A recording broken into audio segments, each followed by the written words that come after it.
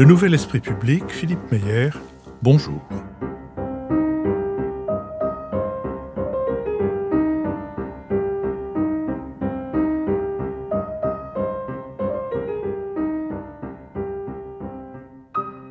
Bonjour, merci de nous retrouver pour ce troisième épisode de notre Bada sur la comédie française avec Aliette Martin et Olivier Giel qui, comme je l'ai dit et même redit, totalisent à eux deux un siècle d'activité à l'intérieur de cette maison qui elle-même en a trois et même un petit peu plus.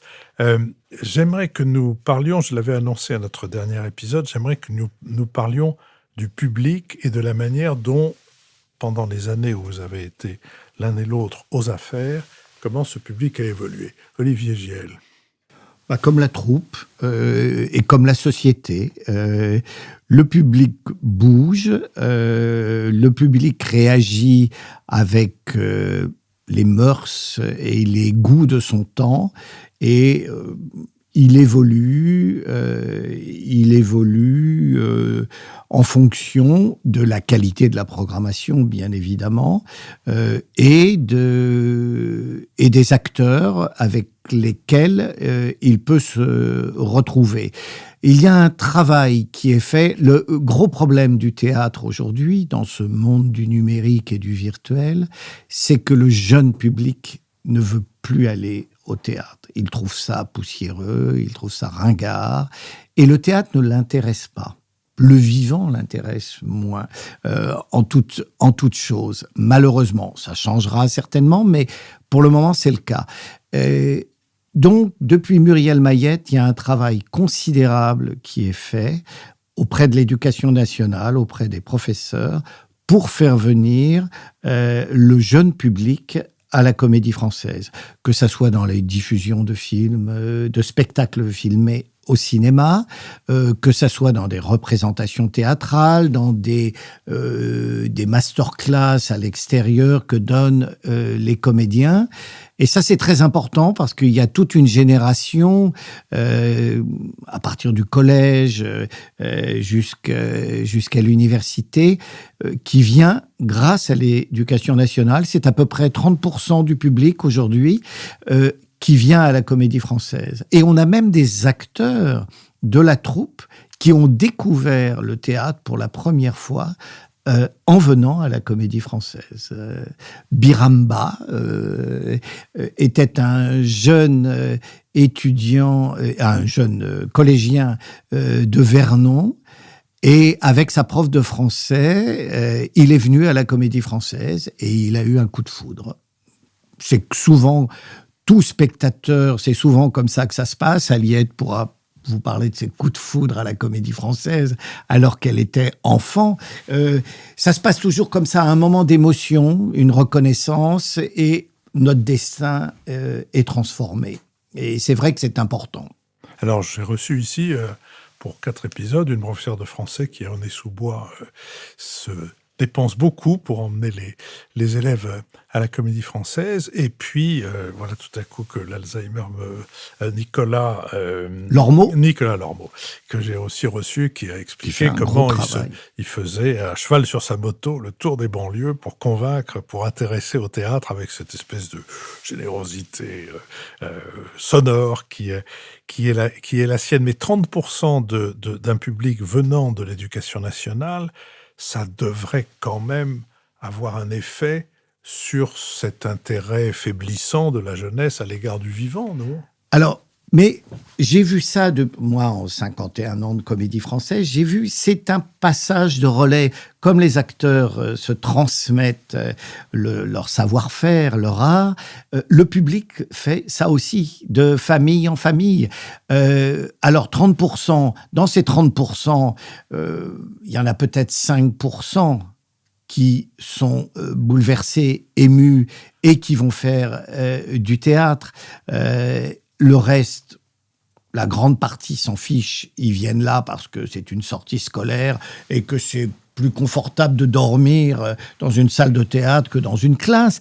Mais les 5%, les quelques-uns qui ont été conquis, le transmettent à d'autres. Et se le passent de génération en génération. Il y a des études sur le public de théâtre. Il y a à peu près 3 millions, une couche de 3 millions de spectateurs à Paris et dans la région parisienne qui va au théâtre. Et ils vont 3 millions sur 12 millions en Île-de-France, c'est beaucoup quand même. C'est pas mal, mais c'est toujours les mêmes. Oui. C'est toujours les mêmes.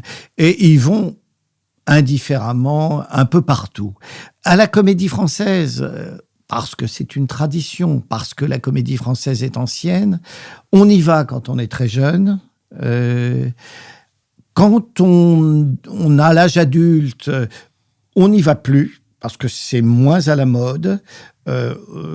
Et on y emmène à nouveau ses enfants. Quand on a des enfants qui ont 5-6 ans, parce qu'on a appris des choses du théâtre dans sa jeunesse. Donc, il y a une génération de 20-40 ans qui déserte, et puis après, ça revient. Mais c'est le même public. Quand on dit il y a un public comédie française, plus aujourd'hui. Ça a été le cas dans les périodes d'abonnement, effectivement, quand il y avait des abonnés. L'abonnement, il faut expliquer ce que c'était. Il y avait une partie importante du public qui était un public d'abonnés qui payait à l'année, qui se disputait d'ailleurs pour avoir des places. C'était très recherché. Sur la base d'un programme qui était fourni par le théâtre. Et il y avait non seulement les abonnés, donc un public qui se retrouvait, qui se jugeait, qui se jaugeait, qui aimait bien voir comment Madame Machin était habillée, comment Monsieur Untel avait ou pas de cravate. D'ailleurs, il avait une cravate nécessairement. On n'allait pas au théâtre sans cravate. Et puis, il y avait les galas des abonnés, où là, pour le coup, on venait non seulement en cravate, mais en pingouin et en robe longue. Et au fond, la Comédie Française a sans doute eu à porter les conséquences de cette inscription dans les hiérarchies sociales pendant un certain temps. D'où l'idée que c'était un théâtre bourgeois et poussiéreux. Oui, alors qu'il ne l'était déjà plus. Oui, c'est vrai. Ça a été supprimé par Jean-Pierre Vincent. C'est-à-dire il s'agissait des abonnés habillés. Il s'agissait des abonnés habillés, là. Oui. Qui, effectivement, c'était une manne pour la Comédie Française. En plus, ils payaient en début de saison. Donc, pour la trésorerie, c'était très l'argent précieux. prêté à 0%. Et Jean-Pierre Vincent a supprimé ça. À la demande de la troupe. À la demande de la troupe, qui trouvait que c'était un public très mauvais, glacial, qui effectivement venait pour se voir et non pas pour voir le spectacle. Il savait d'ailleurs, et pour puis, certains... Jean Le Poulain a fait une tentative de les réinstaurer. Mais ça n'a pas marché, ça n'a pas fait long feu, hein. Ça durait très peu de temps. Voilà. Mais il y avait aussi un autre type d'abonnement quand même, les abonnements classiques, les matinées classiques. Et ça marchait très bien. Moi, j'ai eu un abonnement classique toute ma jeunesse. Et ça a été supprimé. C'était au moment de Jean-Pierre Miquel. Ça, c'est le rapport au scolaire. C'est le rapport au scolaire qui a été modifié aujourd'hui. Oui, c'est dommage. C'est peut-être dommage. Alors, en revanche, on a aussi beaucoup développé tout ce qui est sur Internet depuis le Covid. Et au moment du Covid, c'était très précieux. Maintenant, ils enregistrent beaucoup ce qu'ils appellent des théâtres à la table. C'est-à-dire, c'est des lectures à la table, vaguement mises en scène, très peu répétées, en partant du principe que les jeunes regardent plus les écrans que de se déplacer pour aller au théâtre. Je sais pas. Moi, je trouve que c'est pas du tout. Oui. Et puis c'est un peu bâtard. Ça marche très bien quand ça se contente d'être vraiment une lecture très travaillée. Mais dès qu'il commence à vouloir faire un peu de mise en scène, moi, je trouve que ça ne marche plus. C'est utile pour la formation, pour la diffusion, pour la meilleure connaissance du théâtre. Ça remplace les petits classiques, Attier, Larousse, qu'on avait avec les petites notes qui avaient du bon. Mais c'est bien de voir aujourd'hui où l'image prédomine. C'est bien d'avoir cette relation pour les jeunes gens, ou pour les plus anciens d'ailleurs, avec la troupe et avec le théâtre, si ça peut leur donner le goût. Mais, comme le dit Aliette, cette diffusion qui empêche ou qui entraîne la paresse de ne pas aller au théâtre, de ne pas se déplacer au théâtre. Si ça touche le plus grand nombre et au plus loin, dans les régions à l'étranger, effectivement, ça ne fait pas des belles salles. Ça ne remplace pas, de toute façon, l'émotion de la représentation. Non. En plus, je ne sais pas s'il y a beaucoup de jeunes qui regardent ça chez eux, à moins qu'ils aient un professeur c'est très limité. Qui leur projette ça. Mais je ne pense pas que dans les familles, on regarde beaucoup ça. Alors, moi Au moment du Covid, oui, là, c'était très bien. Pour répondre à votre question sur justement les abonnés, il se passait ça par acte notarié avec leur place. En plus, ils avaient leur place attitrée toute l'année. Voilà, c'était pas gravé sur le fauteuil, mais tout comme ils ne savaient même pas le spectacle qu'ils venaient voir. Moi, j'ai vécu ça à l'époque où j'étais responsable de la salle et du protocole. C'était un public difficile. De toute façon, toute salle homogène est une mauvaise salle pour le théâtre. Que ça soit une soirée de gala, que ça soit des abonnés habillés, que ça soit des comités d'entreprise qui achètent toute la salle. Quand il n'y a pas de conflit dans la salle, c'est mauvais. Et d'ailleurs, on s'aperçoit, moi par expérience, on note à la Comédie Française tous les rappels. Les rappels, ce sont le nombre de baissées et de levées de rideaux à la fin du spectacle, avec des salles debout, avec des salles plus tièdes, mais on a des statistiques sur les rappels. Eh bien, il y a toujours plus de rappels quand il y a eu un incident, soit dans la salle, soit sur la scène. Le public soutient les acteurs, et réciproquement. Il y a la petite étincelle qui fait que la flamme s'allume dans ce frottement entre la scène et la salle. Oui, c'est cette comptabilité des rappels qui m'a permis un jour, dans un petit discours que je devais lui adresser, de féliciter Jean-Pierre d'avoir eu un rappel de plus dans Cyrano que Coquelin qui avait créé le rôle. Aliette, vos coups de cœur à vous quand vous étiez de l'autre côté, c'est-à-dire assise dans la salle et non pas derrière votre bureau. Olivier Giel, tout à l'heure, y a fait allusion et je serais heureux de les partager avec vous. Le premier souvenir, je pense que les 30 millions de Gladiator avec Robert Hirsch et avec Marie Sabouret, cette merveilleuse comédienne qui est morte extrêmement jeune, à 38 ans, enfin elle n'avait même pas 40 ans, je crois. Ça a été mon premier souvenir. Avec Robert Hirsch en dentiste, montrant ses dents et disant « Regardez, regardez, elles sont toutes fausses ». Ça m'avait marqué. Après, il y a eu tellement de choses que... C'est vrai qu'il y a eu une grande époque de Feydeau quand même. Il y a eu beaucoup de Feydeau à ce moment-là. Et puis, Le Malade imaginaire avec Jacques Charon, enfin, tous les classiques à cette époque-là, bien sûr. Richard III, Terry Hans. Ah bah, Richard III, évidemment. Richard III, La Nuit des Rois, Terry Hans aussi. Périclès, c'était moins réussi. Mais La Nuit des Rois et Richard III, bien sûr, oui. Alors, vous venez de nommer un metteur en scène, Terry Hans, anglais. Les metteurs en scène, vous aviez affaire avec eux, Aliette Martin. Oui. Est-ce que vous feriez une typologie des metteurs en scène ? Oui. Ou une zoologie des metteurs en scène ? Il y a absolument tous les genres de metteurs en scène. Il y a les metteurs en scène très calmes, très bien organisés, qui ne s'affolent de rien, qui acceptent toutes les difficultés.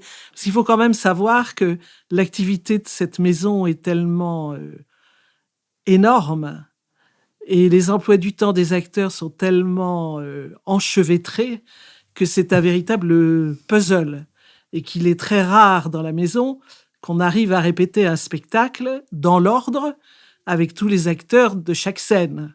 Ça n'arrive pratiquement jamais.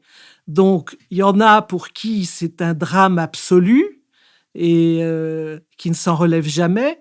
Et il y en a qui acceptent absolument tout.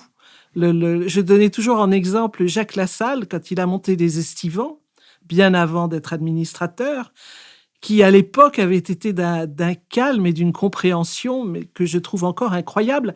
Il lui arrivait de répéter des scènes entières avec des figurants qui tenaient la place des acteurs qui n'étaient pas libres pour répéter. Donc il y a ça, il y a des metteurs en scène qui sont tyranniques, qui ne peuvent pas comprendre que un acteur puisse penser à autre chose que le rôle dans lequel il est en train de le diriger. Type Vassiliev. Vassiliev, ça a quand même été dans mes pires moments. Surtout le premier Vassiliev, celui du bal masqué. C'était sa première mise en scène en Europe. Et donc, il ne comprenait pas du tout. Il ne comprenait pas non plus qu'il faille fixer une date de première. Lui, il crée un spectacle quand le spectacle est prêt. Donc, si ça prend 6 mois, ça prend 6 mois. Et voilà. Donc, oui, j'en ai vu un petit peu de toutes les sortes, comme ça. Il y en a eu d'illustres, Bob Wilson. Bob Wilson, qui n'était pas commode, qui avait... mais avec qui, moi, personnellement, je me suis très bien entendu. D'abord parce que vous parlez anglais. Oui, déjà. Mais... Ensuite, parce que vous n'avez pas l'accent de Texas, comme lui. Mais non, c'était quelqu'un qui comprenait quand même les choses. Je crois qu'il était beaucoup plus difficile avec les techniciens. Ça, je crois que les techniciens ne se sont pas du tout amusés. Oui. Notamment ceux du son, ça a été très compliqué. Son et lumière, oui. Mais non, et puis en plus, La Fontaine... C'était pour les fables de La Fontaine. C'était assez facile, oui, c'était les fables de La Fontaine. C'était assez facile à organiser, mais il y a eu énormément de problèmes. Il y a eu des crises Bob Wilson. Mais ça, et Bob Wilson...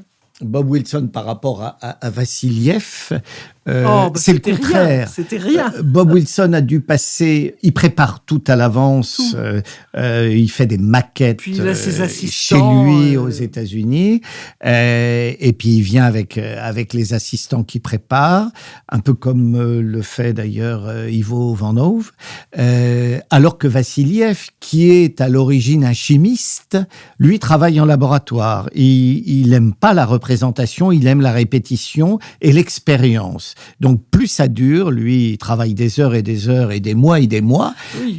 Alors que Bob Wilson, il est resté 20 jours pour monter ses fables. Et c'est tout aussi efficace. Chacun a sa méthode. Oui.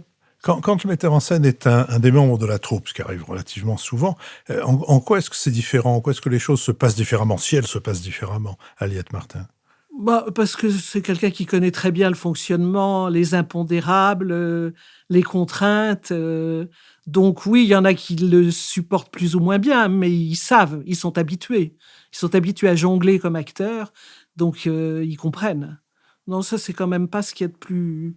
Ce ne sont pas les cas les plus difficiles. Non, c'est plus difficile pour eux, oui, c'est ce que parce qu'ils ont les codes sociaux, oui. Ils se connaissent parfaitement et ils ne peuvent pas tricher ou se dire quelque chose, se mentir. Ce n'est pas possible. C'est un peu difficile, moi je trouve que ça peut être difficile. Il y a de très grands metteurs en scène dans la troupe, dans la maison, mais c'est parfois difficile quand il y en a trop, quand il y a des périodes où l'administrateur fait trop de mise en scène, où l'administrateur fait appel, pour des raisons économiques, pratiques, diplomatiques aussi, fait appel à trop de comédiens de la troupe. Parce que le vent extérieur, la diversité des propositions artistiques, c'est très important. D'avoir un Streller, un Vassiliev, un Bob Wilson, un Terry Hans, un Yanis Kokos, c'est très important pour la troupe d'avoir des chefs d'orchestre sont invités. Demandeurs. Les acteurs sont demandeurs. Ils demandent absolument des grands metteurs en scène extérieurs. Et ils ont demandé pendant des années, ils ont demandé Deborah Warner. Ouais. Des années. Vous êtes allé voir Deborah Warner? Oui. Vous lui avez fait la danse des 7 voiles, si je puis me permettre, pour l'amener à la Comédie Française. And oui, so what? Mais finalement, le projet a été un peu pas avorté, mais enfin, toute la troupe rêvait d'être dirigée par Deborah Warner. Au lieu de ça, elle est venue monter un spectacle avec une comédienne, et en plus, on ne l'a pas monté à Richelieu pour des raisons de calendrier, de programmation, etc., mais à l'Odéon. Donc, c'était très bien parce que c'était Dominique Blanc, que Deborah Warner, en plus, avait déjà travaillé avec Dominique Blanc, mais la troupe a quand même été très frustrée. C'est quand même très dommage. Et je ne pense pas que cette expérience... moi, j'aurais rêvé que Deborah Warner vienne monter un grand Shakespeare. C'était ça ce que tout le monde attendait. Et quand vous lui avez proposé de la part de... Je ne sais plus qui était administrateur à l'époque, Muriel Maillet-Tulradon. Oui, ça a commencé sous Muriel, les tractations. On commençait sous Muriel, on reprit un peu sous Bauzonnet. Elle avait un calendrier non, c'est l'inverse. d'enfer. Elle a commencé sous Bauzonnet. C'est Bauzonnet, oui, puis Muriel. Pardon. Le premier contact, c'était avec Bauzonnet. Ensuite, Muriel. Et évidemment, elle avait des problèmes de calendrier énormes. Puis en plus, elle fait beaucoup d'opéra maintenant. Donc. Et ça a enfin abouti avec Éric Ruff. Mais moi, j'étais très frustrée, en tout cas. Et donc, oui, ça aboutit, mais... J'admire beaucoup, beaucoup Deborah Warner. Donc, je trouvais que pour la troupe, c'était merveilleux. C'était un cadeau merveilleux qu'elle vienne. Alors, juste pour terminer cet épisode, vous qui êtes anglophone, anglophile, et souvent en Grande-Bretagne, vous qui pouvez aller au théâtre en Grande-Bretagne en comprenant toutes les nuances de jeu des comédiens, comment est-ce que vous compareriez... non pas pour dire ce qui est mieux ou ce qui est moins bien, mais quelle différence vous verriez entre la Royal Shakespeare et la Comédie Française ? La Royal Shakespeare est sans doute... Alors, ça dépend. Aujourd'hui, la Royal Shakespeare est très ouverte à tout, à l'ère du temps. Voilà. Beaucoup plus ouverte à l'ère du temps, je pense, que la Comédie Française.